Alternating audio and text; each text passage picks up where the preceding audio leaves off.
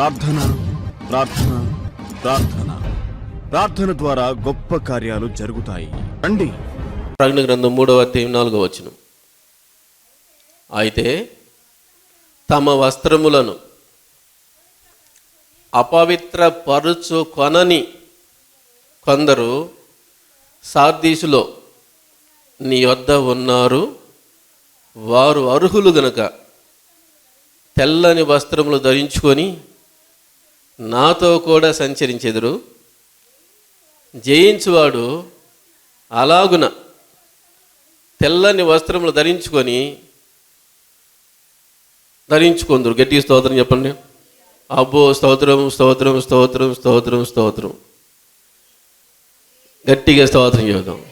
స్తోత్రము. యేసయ్య సార్దీస్ అనే పట్టణంలో సంఘంతో మాట్లాడుతున్నాడు. ఆయన ఏం మాట్లాడుతున్నాడంటే, తమ వస్త్రములను అపవిత్రపరచు కొనకుండా ఉన్నవారు ఉన్నారు. వాళ్ళు అర్హులు. దేనికి అంటే తెల్లని వస్త్రాలు ధరించుకోవటానికి, నాతో కూడా సంచరించటానికి అన్నాడు. గట్టిగా స్తోత్రం చెప్పండి.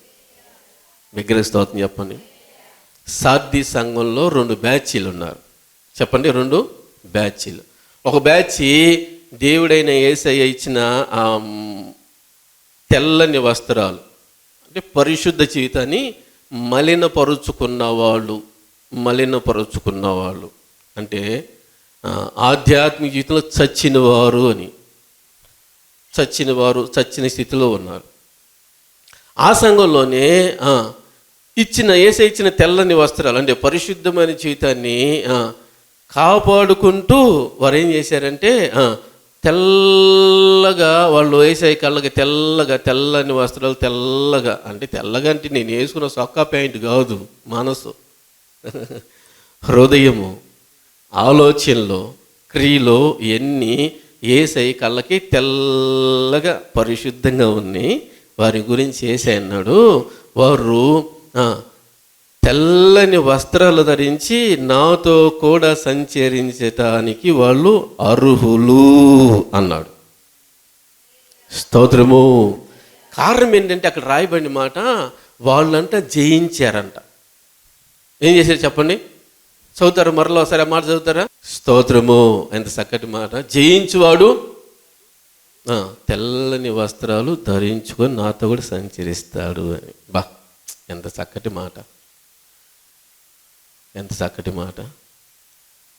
కొంతమంది ఏమో ఓడిపోయారు. ఆ సార్దీసులో ఉన్న సంఘంలో వాళ్ళు కొంతమంది పాపంలో ఓడిపోయారు, కొంతమంది ఏమో పాపంలో జయించారు, తెల్లటి పరిశుద్ధ జీవితాన్ని కాపాడుకున్నారు.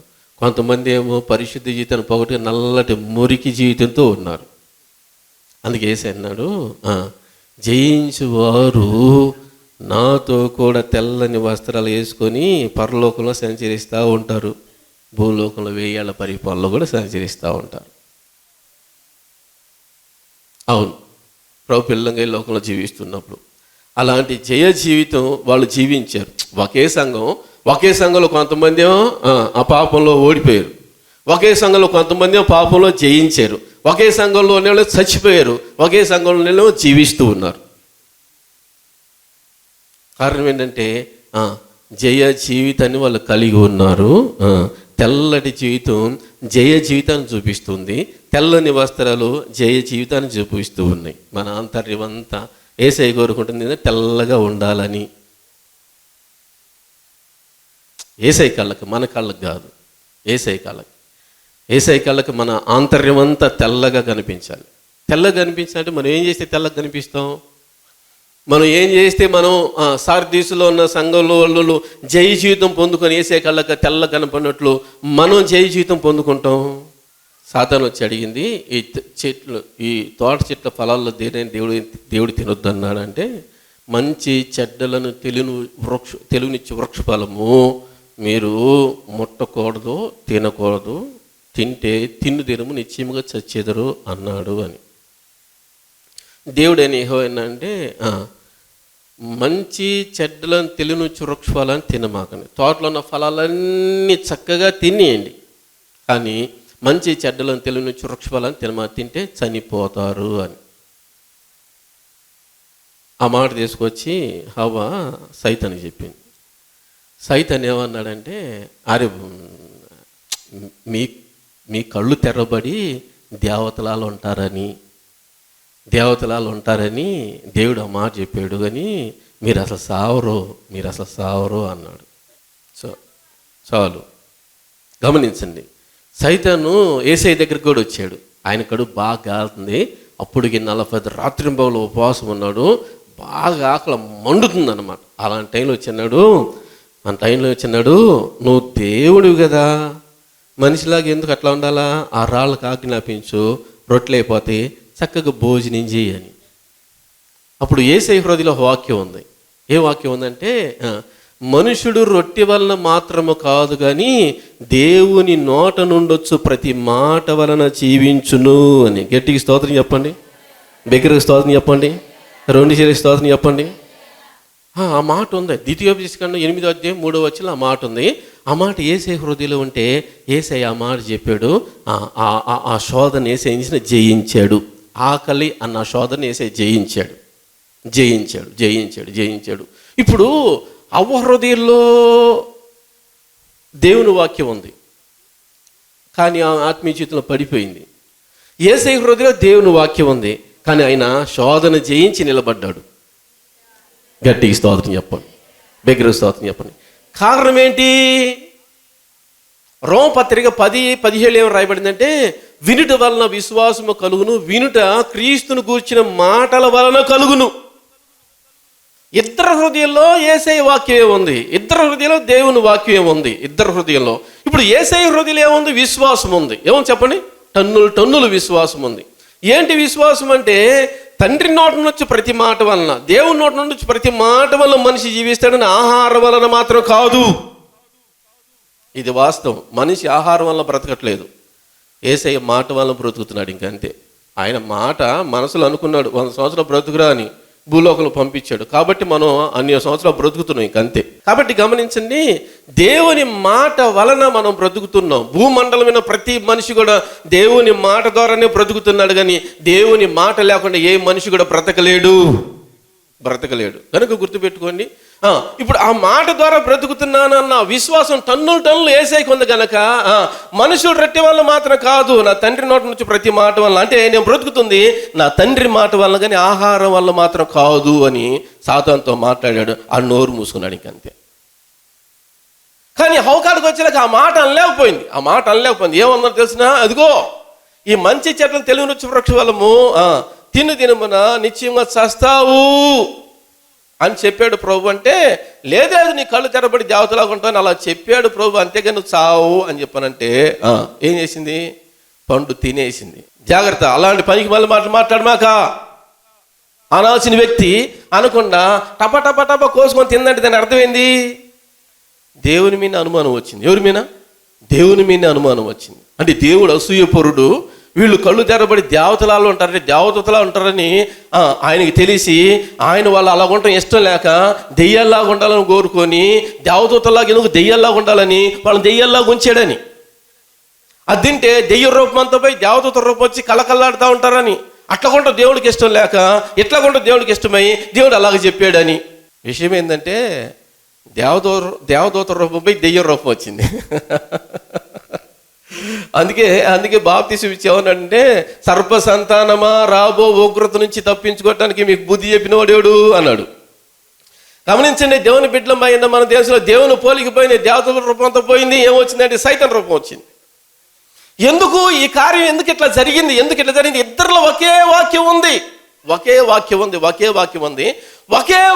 ఉంది కానీ ఒకరిలోని విశ్వాసం ఉంది, ఒకరిలోని అనుమానం ఉంది.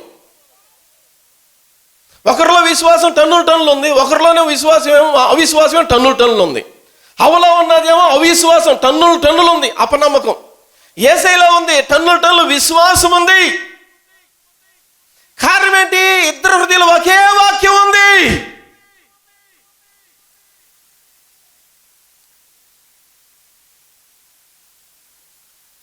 వర్షం బట్టి ఎప్పుడెప్పుడైనా చూశారా మీరు నీళ్ళని? ఆ వర్షం నీళ్ళని చూసారా? కొన్ని నీళ్ళు మంచి నీళ్ళ చెరువుల్లో పడతాయి, కొన్ని నీళ్ళు మురుగు కాలువల్లో పడతాయి, అవి మంచినీళ్ళే, మురుక్కాల్లో పట్టడం వల్ల అవి మురికి అయిపోతున్నాయి.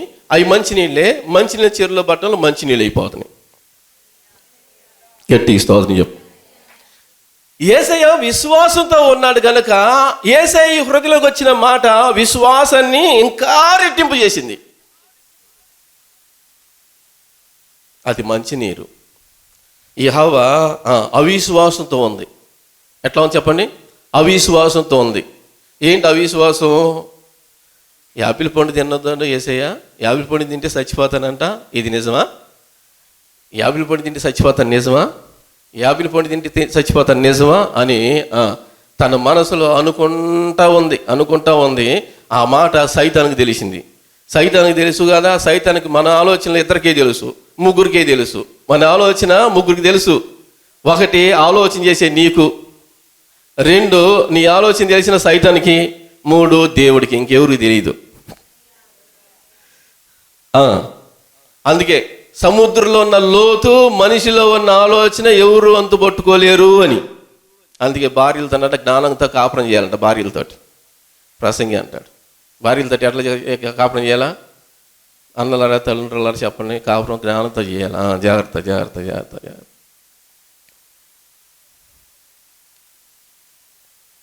ప్రభు పిల్లంగా మనం ఈ లోకంలో బ్రతుకుతున్నప్పుడు, ఈ లోకంలో జీవిస్తున్నప్పుడు ఆ మనసంతా సైతానికి తెలుసు కనుక సైతాన్ వచ్చానంటే ఇది నిజమా అన్నాడు.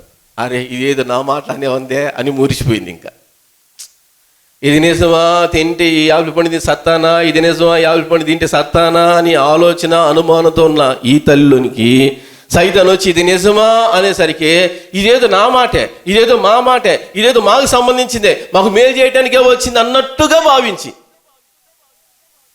ఈ అనుమానంతో ఉన్న ఈ తల్లి అనుమానం అట్లా పెళ్ళుపికింది దేవుని మీద. ఈ అనుమానంతో ఉన్న తల్లికి విశ్వాసం పెళ్ళుపికింది సైతాన్ మీద. అందువల్ల ఈ తల్లిలో ఉన్న అనుమానము రెట్టింపయి సైతాన్ నమ్మి సైతాన్ తినమన్న పండు, దేవుడు తినొద్దన్న పండు శుభ్రంగా తిని దెయ్యంలా తయారైంది. ఇంకా ఎట్లా తయారైంది చెప్పండి? దెయ్యంలాగా.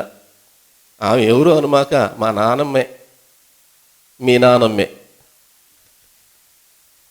మరి ఆమెలోంచి వచ్చిన వాళ్ళకి మనం నానమ్మలకే నానమ్మ. గట్టి స్తోత్రం చెప్పండి. దేవుళ్ళకే దేవుడవు నీవు, ప్రభువులకే ప్రభువు నీవు. స్తోత్రం. యేసయ్యకి దేవుళ్ళకి దేవుడు, ప్రభువులకు ప్రభు అయితే ఏమో నానమ్మలకే నానమ్మ, నానమ్మలకే నానమ్మ, జేజమ్మలకే జేజమ్మ అనమాట. ఏమో గుర్తుపెట్టుకోండి. దేవుని బిడ్డలమైన మనం దేవుని సన్నిధిలో గుర్తుపెట్టుకోండి. దేవుని వాక్యం మన హృదయాలు తీసుకునే విధమును బట్టి మన జీవితం అది విశ్వాసంలోకి నడిపించడమా, లేదంటే ఆ వాక్యాన్ని మనం అనుమానంతో చూడటమా జరిగిద్ది. అనుమానంతో వాక్యాన్ని తీసుకున్న హవ్వ అనుమానం రెట్టింపు అయిపోయింది. దేవుడిని అనుమానించింది. దేవుడు చేద్దన్న పండు చేసి, దేవుడు చేద్దన్న పని చేసి, దేవుడు తినొద్దన్న పండు తిని దెయ్యంలా తయారైపోయింది. యేసయ్యేమో విశ్వాసంతో ఆ వాక్కుని తీసుకున్నాడు. ఆ వాక్కుని విశ్వాసం తీసుకుంటే విశ్వాసం టన్నులు పెరిగి శోధన జయశాలిగా నిలబడ్డాడు యేసయ్య. మీరు ఏ వాక్యం మీకు అందించబడుతున్నా నా మేలుకే అని ఆ వాక్యం తీసుకో, నువ్వు ఎప్పుడు జయ జీవితంలో ఉంటావు. అపోస్తుల కార్యాల గ్రంథం 2:42 చదవండి ఒకసారి. అపోస్తుల కార్యాల గ్రంథం 2:42. వీరు అపోస్తుల బోధయందు, అంటే సేవకుడు ఆదివారం ఏ బోధించాడో ఆ బోధ, ఉపవాస ప్రార్థనలు ఏ బోధించాడు ఆ బోధ, ఆన్లైన్ ప్రేయర్లు ఏ బోధ అయితే బోధించాడు ఆ బోధ, సువార్తికుడికి ఏ బోధ అయితే బోధించాడు ఆ బోధ, వ్యక్తిగతంగా గృహాలు దర్శించినప్పుడు ఏ బోధ అయితే బోధించాడో ఆ బోధ ప్రకారంగా వీళ్ళు జీవించారు. ఎవరు? ఆది సంఘం జీవించింది. దేవుని బిడ్డలకి ఈ లోకంలో జీవిస్తున్నప్పుడు సేవకుడు ద్వారా దేవుడు మాట్లాడతాడు. గట్టిగా స్తోత్రం చెప్పు, బిగ్గరగా స్తోత్రం చెప్పు. సేవకుడు ద్వారా దేవుడు నీతో ఉపవాస ప్రార్థనలో మాట్లాడా, ఆన్లైన్ ప్రేయర్లో మాట్లాడా, సువార్తికుడిలో మాట్లాడా, వ్యక్తిగతంగా మాట్లాడా, కోపంతో మాట్లాడా, సాత్వికంతో మాట్లాడా, గద్దింపుతో మాట్లాడా, ప్రేమతో మాట్లాడా. ఎలాగ మాట్లాడేదని అనవసరము. అది దేవుడు నాతో మాట్లాడని విశ్వాసంతో తీసుకుంటే నీ జీవితంలో వాటం అన్నది ఉండదు. వాక్యం చెబితే ఇలా తిట్టాడు అనుకుంటాం, వాక్యం చెబితే ఇలా విమర్శించాడు అనుకుంటాం, వాక్యం చెబితే నన్నే అన్నాడు అని చెప్పని అనుకుంటాం. ఇట్లాగ అనుకునే బ్యాచ్ కాబట్టే కదా మన విశ్వాస జీవితంలో జయ జీవితం లేకుండా పోయింది. గుర్తుపెట్టుకోండి, దేవుని బిడ్డలమైన మనం వారు అపోస్తలు బోధ యందు ఉన్నారంట. యేసుక్రీస్తు తండ్రి అయిన దేవుని బోధ యందు ఉన్నాడు, సంఘం అపోస్తలు బోధ యందు ఉంది. కాబట్టి సంఘం జయ జీవితంలో ఉంది, యేసయ్య జయ జీవితంలో ఉన్నాడు. కానీ హవ్వ బోధలో లేదు, బోధకు వెలుపులు ఉంది. ఈ పండు తింటే సస్తా ఉన్నాడు, నిజమా? ఈ పండు తింటే సస్తా ఉన్నాడు, నిజమా నిజమా నిజమా నిజమా? అనుమానం అనుమానం అనుమానం అనుమానం అనుమానంతో జీవితం అంతా నాశనం చేసుకొని, పతనం అంతా చేసుకొని, కుటుంబ వ్యవస్థ అంతా పాడు చేసుకొని ఏదైనా వాళ్ళ నుంచి బయటికి ఇంటి బదా తెచ్చుకుంది. గుర్తుపెట్టుకోండి దేవుని బిడ్డలారా, యేసయ్య నిన్ను గద్దింపుతో మాట్లాడతాడు కొన్నిసార్లు, అది నాదే అని తీసుకో. యేసయ్య ప్రేమతో మాట్లాడతాడు కొన్నిసార్లు, అది నాదే అని తీసుకో. యేసయ్య సాత్వికతో మాట్లాడతాడు కొన్నిసార్లు, అది నాదే అని తీసుకో. కొన్నిసార్లు ఆయన రోషంగా మాట్లాడతాడు, అది నాదే అని తీసుకో. ఏ కోణంలో యేసయ్య నీతో మాట్లాడినా అది నా మేలు కొరకే, నా ఆశీర్వాదం కొరకే, నా దీవెన కొరకే నువ్వు గనక తీసుకోగలిగితే నీ జీవితంలో వాటమన్నది ఉండదు. యేసయ్య కనుక తెల్లగా కనిపిస్తూ ఉంటావు. అవును అవును, ప్రభు పిల్లలు ఈ లోకంలో జీవిస్తున్నప్పుడు ఆ విధంగా తీసుకునే వాళ్ళు లేరు, ఆ విధంగా తీసుకునే వాళ్ళు లేరు. నేను ఎందుకు ఇలాగున్నానంటే, వాక్యం వచ్చినప్పుడు, గద్దింపు వచ్చినప్పుడు సరి చేసుకుంటా నా మేలుకోక నా ఆఖరికి ఒక మనిషి వచ్చినాక చెప్పినా కానీ నేను దాన్ని సరి చేసుకోవటానికి ఇష్టపడే వ్యక్తిని అన్నమాట. ఒక మనిషి, నేను టైలరింగ్ పని చేస్తున్నాను, రక్షించబడిన విశ్వాసిని రక్షించబడిన దినాల్లో టైలరింగ్ పని చేస్తూ విశ్వాస జీవితంలో ముందుకు వెళ్తా ఉన్నాను. అప్పుడు రాత్రులు మిషన్ కొడుతూ ఒక్కపొడి వేసుకొని నవ్వులి, ఆ ఒక్కపొడి అయిపోతే ప్యాకెట్ కింద పడేసాను. జోజీ అని నా కాడకు వచ్చాడు, నిమ్మ తోట వేసుకున్నాడు.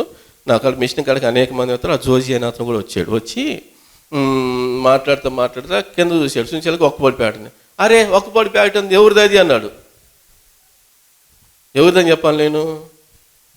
నాదే అన్నా. నువ్వు ఒక్కపడి వేసుకుంటావా అన్నాడు. వేసుకుంటాను అన్నా. దేవుని పిల్లలు ఒక్కపడి వేసుకోకూడదు అయితే అన్నాడు. నేనన్నా ఒక్కపడి వేసుకోలే, కానీ నైట్ పని చేస్తున్న పండగ పట్టలు ఉన్నాయి కదా, నైట్ పని చేస్తాను, నిద్ర రాకుండా ఉండడం కోసం పండి కింద పెట్టుకొని నవ్వులుతూ ఉంటే నిద్ర రాకుండా ఉంటుంది, చక్కగా పని చేస్తుంటా అంటే అప్పుడు అన్నాడు, నువ్వు దేవుని మీద ఆధారపడలా, ఒక్కపడి మీద ఆధారపడుతున్నావు అన్నాడు. అనుకోలా, కొంచెం కష్టం అనిపించింది. ఏంద్రీ ఇటు మాట్లాడాడు, ఒక్కపడి ఏదైనా సారాయా లేకపోతే ఏదైనా డ్రగ్స్ లేకపోతే అదేనా మాదక ద్రవ్యం ఏందది? ఒక్కపొడి, అది పెద్ద క్రైమ్. ఒక్కపడి అయితే పెద్ద ఇబ్బంది. అది భక్తి జీవితానికి అర్థమైంది కాదు, పరిశుద్ధమైన జీవితానికి అర్థమైంది కాదు. అయినా కానీ ఆడి చేత ఆ మాట ఎందుకు చెప్పించుకోవాలి చెప్పనని ఆ ఒక్కపడి ఆ రోజు నుంచి ఈ రోజు కూడా నేను వేసుకోలేదు. కానీ యేసయ్య కళ్ళకు మాత్రము సచ్చిన స్థితిలో ఉన్నారు, బోధ ప్రకారంగా జీవించిన వాళ్ళు. కనుక గుర్తుపెట్టుకోండి, బలలో చేసి మనమందరం కూడా దేవుని సన్నిధిలో బోధ వస్తూ ఉన్నప్పుడు పైనుండి వర్షం పడతా ఉంది, కొన్ని మురికాల్లో పడితే కొన్ని మంచినీళ్ళలో పడితే మంచినీళ్ళు వాడుకుంటారు, మురికాల్లో నీళ్ళు వదిలేస్తారు, ఇంకంతే. దేవుని వాక్యం వస్తూ ఉంది, పరలోకం నుంచి వస్తూ ఉంది, సావుకుడు ద్వారా వస్తూ ఉన్నప్పుడు దాన్ని మంచి నీళ్ళు పడే రీతిలో మనం ఆహ్వానించాలి. ఇది నా మేలు కొరకే నువ్వు గనక విశ్వాసంతో తీసుకున్నావా, అది మంచి హృదయం, మంచి నీళ్ళు పడిన నీరులాగా అది నీకు మేలును కలిగిస్తూ ఉంది. ఒకవేళ నువ్వు అట్లా కాకుండా డ్రైనేజీ హృదయంలాగా ఇలాగ చెప్పాడు బాగాలేదు అనుకున్నావా, అది నీకు ఉపయోగపడదు. అప్పుడు నువ్వు సచిన స్థితిలోకి వెళ్తావు. ఒకటి ఏం చెప్పండి, మనం జయించాలి అంటే వచ్చే వాక్యం నా మేలు కొరకే నువ్వు విశ్వాసం తీసుకున్నప్పుడు అది నీ మేలు కొరకే ఆ వాక్యం నిన్ను ఎప్పుడు జయ జీవితంలోకి నడిపిస్తుంది. వాక్య ప్రకారంగా జీవించి ఓడిపోయిన వాళ్ళు భూమండలం మీద ఎవరు లేరు. వాక్యానికి వెలుపల జీవించి గెలిచిన వారు భూమండలం మీద ఎవరు లేరు. గట్టిగా స్తోత్రం చెప్పు, బిగ్గరగా స్తోత్రం చెప్పు. వాక్యాన్ని హృదయంలోకి విశ్వాసంతో తీసుకో, దాని ప్రకారంగా బ్రతుకు. నీ బ్రతుకులో వాటం అన్నది ఉండదు. లూసిఫర్ సైతాను కూడా నీ ముందు ఓడిపోతాడు.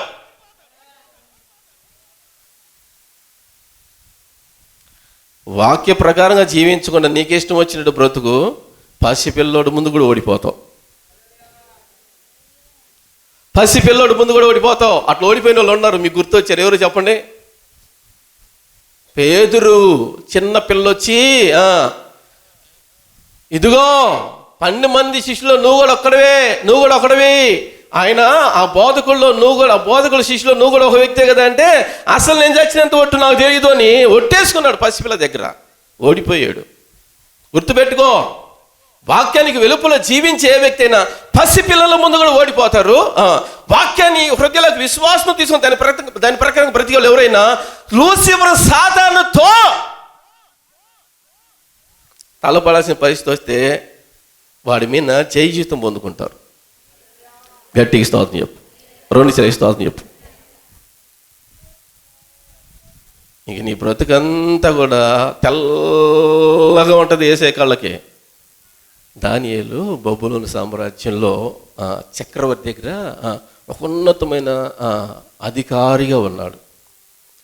ఆ దేశం దానియేలేమో బానిసేమో చక్రవర్తి దగ్గర ఒక ఉన్నతమైన అధికారిగా ఉన్నాడు. ఆ దేశంలో స్వతంత్రులేమో దానియేలు చెప్పినట్టు చేయాల్సిన పరిస్థితి వచ్చింది. అందుకని వాళ్ళకి అసూయ పుట్టి అది ఈ దానియేలుని ఎట్లయినా లేపేయాలా అనుకున్నారు. ఏం చేస్తే ఈ దానియేలుని లేపేస్తాము అని ఆలోచన చేస్తే వాళ్ళకి ఒక ఆలోచన వచ్చింది. ఏంటంటే దానియేలును ఎక్కడ లోపం పట్టుకోలేము, ఒక భక్తి విషయంలోని లోపం పట్టుకుంటాం. కాబట్టి ఈ దానియేలుని మనం ఎట్లయినా లేపేయాలి అంటే 1 రోజుల పాటు ఏ దేవుడికి ఏ భక్తుడు కూడా ప్రార్థన చేయకూడదు, ఏ భక్తుడు కూడా తన ఇష్ట దైవానికి ప్రార్థన చేయకూడదు, ఏ వ్యక్తి కూడా తల్లిదండ్రులకు చెప్పుకోకూడదు, ఏ వ్యక్తి కూడా స్నేహితులకు చెప్పుకోకూడదు, ఏ వ్యక్తి కూడా తాడు పుట్టిన వాళ్ళకి సమస్యలన్నీ చెప్పుకోకూడదు. తాడు పుట్టిన వాళ్ళకి, స్నేహితులకి, తల్లిదండ్రులకి, ఇష్ట దైవానికి చెప్పుకోకుండా రాజుగారికే చెప్పాలా. అలాగ చెప్పని వాళ్ళు ఎవరన్నా ఉంటే సింహాల బోన్లా వేస్తాము అని రాజుగారి చేత తాకిదులు రాయించి, రాజుగారి ఉంగ చేత ముద్ర వేయించి రిలీజ్ చేద్దాం. దీంట్లో దానియేలు చిక్కుతాడు, అప్పుడు దానియేలు తీసి సింహాల బోన్లా వేస్తాము అనుకున్నారు. గట్టికి స్తోత్రం చెప్పండి. ఇప్పుడు మనం చదువుకున్నదంతా అదే. అయితే అదంతా జరిగింది దానియేలుకి తెలిసింది. రాజుగారు చేత తాగిదు రాయించి ఉంగరం చేత ముద్రించి ఏం చేస్తారు, రిలీజ్ చేశారు. రాజుగారికి 1 రోజుల పాటు ఆయనకి మాత్రమే సమస్యలు, కష్టాలు, బాధలు, ప్రార్థన అవసరం చెప్పుకోవాలి. ఇష్ట దైవానికి ఏ భక్తుడు కూడా చెప్పుకోకూడదని దేశమంతా చాటించబడిన విషయము దానియేలు చెవున పడింది. దానియేలుకు తెలిసి ఇంటికి వెళ్ళి 2 తలుపులు తీశాడు, కిటికీ తలుపులు తీశాడు. యెరూషలేము తట్టు ఏం చేశాడంటే 2 చేతులు పైకెత్తి యథావిధిగా ప్రార్థన చేశాడు. ఉదయం అయిపోయింది, ప్రార్థన చేశాడు. మధ్యాహ్నం అయిపోయింది, మళ్ళీ మధ్యాహ్నం ప్రార్థన చేశాడు. సాయంత్రం అయింది, సాయంత్రం ప్రార్థన చేశాడు. రోజుకు ముమ్మారు దానియేలు ప్రార్థన చేస్తాడు. ఉదయం, మధ్యాహ్నం, సాయంత్రం. అది ఆయనకు అలవాటు, వాడుకు చొప్పున అట్లా ప్రార్థన చేస్తూ ఉంటాడు. రాజుగారు ఆ తాగిది రిలీజ్ చేశాడని తెలుసు కూడా పోయి అట్లా ప్రార్థన చేస్తా ఉన్నాడే కానీ రాజుగారితో చెప్పాల. గుర్తుపెట్టుకోండి, జయ జీవితం అంటే ఊరికే రాదండి, ఊరికే రాదు. జీవిస్తే వస్తుంది. కనుక దేవుని పిల్లలంగా ఈ లోకంలో జీవిస్తున్నప్పుడు ప్రతి కూడికి రావాలి. వీళ్ళు సహవాసమందు ఎడతెగ జీవించంటే వాళ్ళు పెట్టే ప్రతి కోడికలోకి వచ్చారు. అదే సహవాసం, ఆరాధన సహవాసం, ఉపవాస సహవాసం, ఆన్లైన్ సహవాసం, ప్రత్యేకమైన కోడికల సహవాసం. నేను గతంలో ఇక్కడ కొన్ని ఆరాధనలకు వచ్చి ఉన్నాము మా కుటుంబంతో. నేను పిడుగురాళ్ళలో స్కూల్లో మ్యాథ్స్ టీచర్గా చేస్తున్నాను.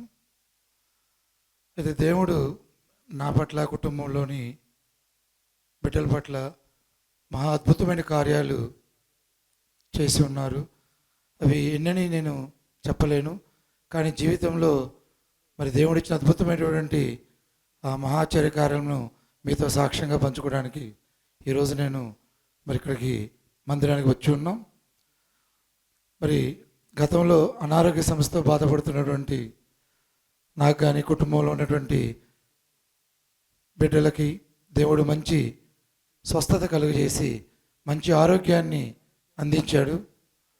అదేవిధంగా మరి నాకున్నటువంటి 2 బిడ్డలు, 2 అమ్మాయిలు, పెద్దమ్మాయి మరి దేవుడి తన మహాకృప వలన తక్కువ వయసులోనే, అంటే దాదాపు 18 సంవత్సరాల వయసులోనే వెటర్నరీ డిప్లొమా కంప్లీట్ చేసి మరి గత 2023 సంవత్సరంలో మరి మంచి ఎగ్జామ్ ఒకటి రాసి హైదరాబాద్లో సెంట్రల్ గవర్నమెంట్ జాబ్ ICMRలో సెలెక్ట్ అయ్యింది. ఇది దేవుడిచ్చిన మంచి అద్భుతమైనటువంటి కార్యం. చాలామంది మరి మంచి పెద్దగా బాగా చదివి ఎన్నో ఎగ్జామ్స్ రాసి ఉన్నప్పటికీ కూడా మా పెద్దమ్మాయి ఫస్ట్ అటెంప్ట్లోనే మరి ఎగ్జామ్ రాసి నేషనల్ లెవెల్లో దాదాపుగా ఒక 60,000 మెంబర్స్ ఎగ్జామ్ రాస్తే ఉన్న 6 పోస్టుల్లో ఒక పోస్టుకి సెలెక్ట్ అయి ఉంది. ఇది దేవుడి యొక్క అద్భుతమైనటువంటి కార్యము. ప్రజెంట్ హైదరాబాద్లో జాబ్ చేస్తుంది. మరి ఆ బిడ్డ విషయంలో దేవుడు మ్యారేజ్ విషయంలో కూడాను మరి మాకు అందనటువంటి ఒక మంచి సంబంధాన్ని దేవుడు, వాస్తవంగా చెప్పాలంటే వాళ్ళు చాలా ఆస్తిపరులు అయినప్పటికీ కూడా మేము అది సంబంధము కుదురుతుందో కుదరదో అని చెప్పేసి అనుకున్నాం. ప్రార్థన చేసాం, సేవకులు ప్రార్థన చేశారు. కానీ విచిత్రంగా అమ్మాయికి మంచి సంబంధం కూడా కుదిరి మ్యారేజ్ చేయటం జరిగింది. మరి గత సంవత్సరం మరి మనవడు కూడా పుట్టడం జరిగింది మాకు. మరి అదేవిధంగా అమ్మాయి అదే టైంలో సచివాలయం జాబ్ కూడా ఎగ్జామ్ రాసింది, దానిలో కూడా సెలెక్ట్ అయింది. కానీ సెంట్రల్ గవర్నమెంట్ జాబ్లో అమ్మాయి చేరటం జరిగింది. 1.5 year ఇప్పుడు జాబ్ చేస్తూ ఉంది. ప్రజెంట్ అమ్మాయి ఇంకా చదువుతూ ఉంది. మా అమ్మాయి చిన్నమ్మాయికి మేఘనాకి APRJC రాష్ట్ర స్థాయిలో 4th ర్యాంక్ వచ్చి ఉన్నది. కొన్ని లక్షల మంది ఎగ్జామ్ రాశారు. అందులో అమ్మాయి మరి స్టేట్ లెవెల్లో 4వ ర్యాంక్ సంపాదించడం జరిగింది. ఇది మొత్తం కూడా దేవుడు ఇచ్చేటువంటి అద్భుతమైన జ్ఞానమే. కేవలం మేము నిమిత్త మాత్రమే క్లాసులు చెప్పి ఉన్నాము, కానీ ఆ తెలివితేటలు కానీ అక్కడ రాసేటువంటి ఎగ్జామ్లంతా కూడా దేవుడే తోడే ఉండి ఆ బిడ్డ చేత ఎగ్జామ్ రాయించాడు. అదేవిధంగా నా పక్కన ఉన్నటువంటి మరి నా భార్య ఈమె మరి ఇంటర్మీడియట్ వరకు చదువుకొని ఉన్నది. గత సంవత్సరం మరి పిడుగురాల్లో ఉన్నటువంటి మరి చిల్డ్రన్స్ హోమ్ ఆంధ్రప్రదేశ్ మహిళా శిశు సంక్షేమ శాఖలో కొన్ని పోస్టులు పడి ఉన్నాయి. దానిలో ఆమెకి అప్లై చేసి ఉంటే ప్రార్థన చేసాం, సేవకుల చేత ప్రార్థన చేయించుకున్నాం. ఎంతో కాంపిటీషన్ ఉంది. ఎమ్మెల్యేల నుంచి, ఎంపీల నుంచి, మినిస్టర్ నుంచి కూడా రికమెండేషన్లు వచ్చినాయి. కానీ వీటన్నిటినీ కాదని దేవుడు ఆమెకి ఒక పోస్ట్ కూడా, దానిలో కాంట్రాక్ట్ బేసిక్ పోస్ట్ కూడా ఇవ్వటం జరిగింది.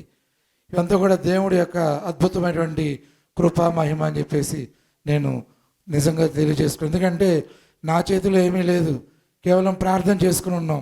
గతంలోనేమో అన్య మతస్థులం, వాస్తవంగా అయితే చర్చికి వెళ్ళటం ఏముండేది కాదు. కానీ అనారోగ్య సమస్యతో నేను ఇబ్బంది పడుతున్నప్పుడు మరి దేవుడి యొక్క ప్రార్థన, సేవకుల యొక్క ప్రార్థన ఫలితంగా ఆ దేవుని నమ్ముకోవడం వల్ల సర్జరీ ఏమీ లేకుండా మరి మంచి ఆరోగ్యాన్ని దేవుడు అందించాడు. ఇవన్నీ కూడా దేవుడు మా కుటుంబం పట్ల చేస్తున్న అద్భుతమైన కార్యాలు. ఇటు పక్కన ఉన్నటువంటి నా సహోదరి, నాకు మా సిస్టర్ కారంపూడిలో ఉంటుంది. భర్తను కోల్పోయి ఉన్నది గుంటూరులో. ఎటువంటి ఇబ్బంది లేకుండా మళ్ళీ మేము పిడుగురాల నుంచి కారంపూడికి ఇక్కడ తీసుకొని వచ్చి ఆమె కూడా తన మరి సొంతంగా ఒక చిన్న షాప్ పెట్టుకొని అడపదడప చిన్న చిన్న పనులు చేసుకుంటూ కూడా మరి ఎవరి మీద ఆధారపడకుండా జీవిస్తూ ఉంది. నేను నా జీవితంలో ఎన్నో అద్భుతమైన కార్యాలను చూసి ఉన్నాను. కానీ మేము ఇంకా ఆ ప్రభు యొక్క రక్తంలో కడగబడి ఉండలేదు.